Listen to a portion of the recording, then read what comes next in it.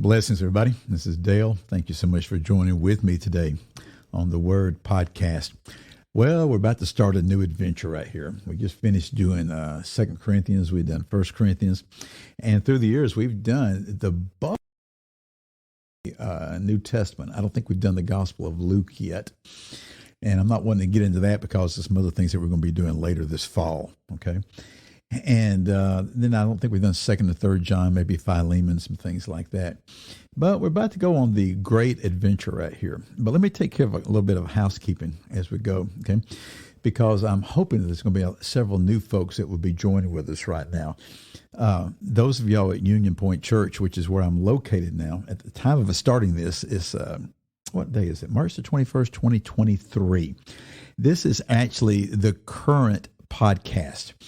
The folks at Union Point the last 6 months, I guess about the last 3 or 4 months, I've been putting some podcasts up, but they're podcasts from times past, like you've been listening to the Hebrews podcast, because we were preaching through Hebrews. We finished that several weeks ago, but there's still like maybe 30 episodes of Hebrews left, so we'll keep rolling those out. We're actually preaching locally out of the book of James now, and there's been a few podcasts on James. Those were from 3 or 4 years ago. This podcast here is the one that is current. And so I'm actually starting to put this on the app, on the web page and things like that. And so you'll actually see 2 or 3 different series coming at you at the same time. It'll say something like Hebrews, it'll say James, and it'll say, okay, that this is the current one that we're doing now. And so I just decided to make it available to those locally to know that, okay, this is the current thing. Those of y'all that have been with us for years, yeah, you know it's the current thing, because this is literally episode 2329, that type of thing. We do one of these about every day. I will miss 1 day a year, maybe 2 days a year. And just about every time, that's because I thought I had already done it that day, and I hadn't done it. Y'all ever have that? You know, you start doing something, and then you think you finished it, but you got interrupted, and you never really finished it. That always irritates me when I do that. I think it's God's way of keeping me humble, you know, in the midst of the whole thing. So anyway, welcome to y'all. Do pass the word about these times. And that's how we have people that come in, is somebody will just share and say, hey, this is what it is. People are becoming more and more adept at knowing how to access a podcast. And they're actually becoming aware that this is a good way to gather together. Just to explain the format, I keep them under 10 minutes. Okay. I think every one of them have been under 10 minutes. And that simply came from an understanding about how long does it take to drive across town here? How long does it take to go on an errand, to do something, to drop the kids off at school, to pick the kids up at school? How long does it take to commute to work? You know, that type of thing. And just get people in the habit of gathering around the Word of God just in these 10-minute increments. Now, I know a lot of times people will listen to more of them in a row. That's great. Yeah, I know the intros and the outros get irritating. You know, I thought about doing something about that. I don't know if I will or not, but maybe we will someday. And so, but we just do them. They're just real short. And they're also good to gather around with other friends and talk about things. And particularly when it's subject matter that really sort of tweaks people's interest. So what are we going to go into next? You know, the Word of God, there's so much where we could go. And I really wasn't quite sure. A lot of times I will have some understanding. I'll have some inclination, some guidance of the Spirit as to where to go. And, you know, I will know that sometimes weeks before I get to the end of what we're working on currently. Well, this time I really didn't. I actually mentioned it last few episodes of 2 Corinthians. I wasn't quite sure where we're going to go. And, well, I've decided I think we're going to go somewhere where angels fear to trod. Anybody want to take a wild guess? Yeah, you're right. We're going to go through the book of Revelation. And so immediately some of y'all might have cut it off. Immediately some of you might have started shouting at me.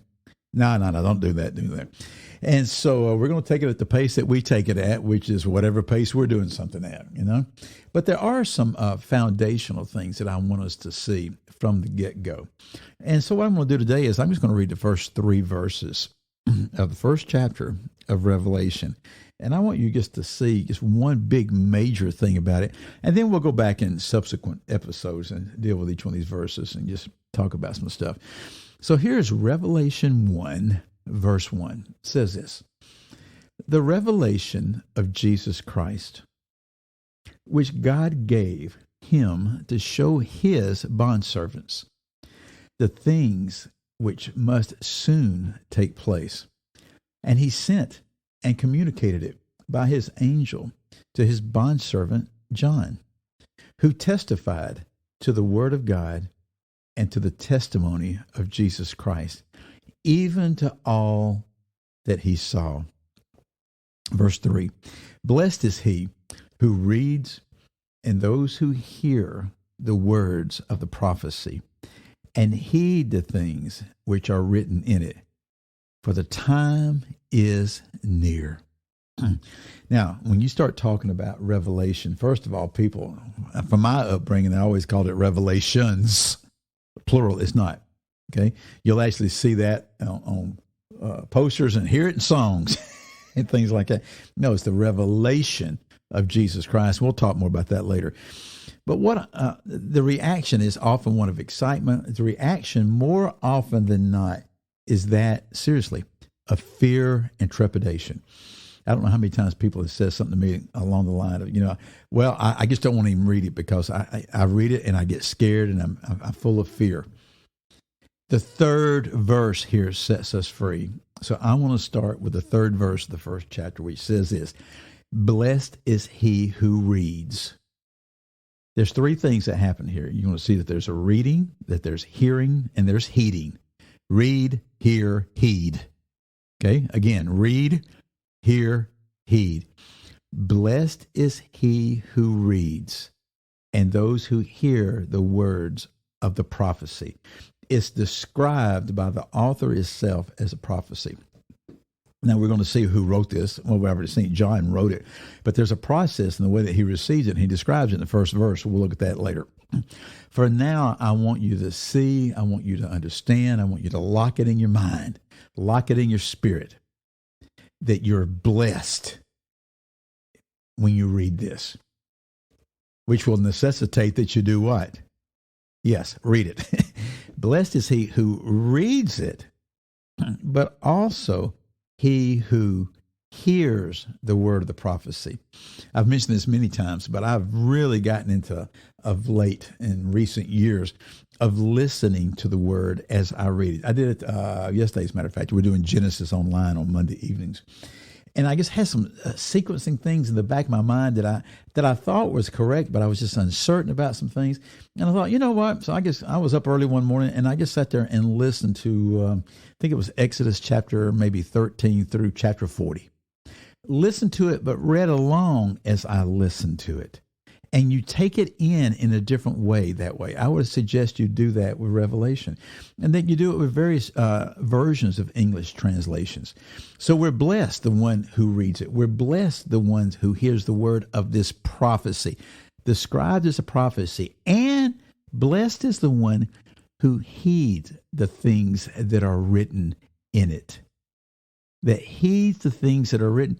That heed literally means keeps. That keeps the things that are written in it. Why? For the time is near. Well, all sorts of questions start popping in mind, do they not? Like, what time is near? What does it mean by near? Wasn't this thing written like 1900 years ago? Yep. Yeah. What does that mean by near? Well, we will see as we go. In the meantime, just keep this in mind. You're blessed when you read this, when you hear these words, and when you heed what is written in it. Pass the words about this. It's going to be fun, guys. Again, I'm Dale. I'll see y'all in the next episode. Goodbye.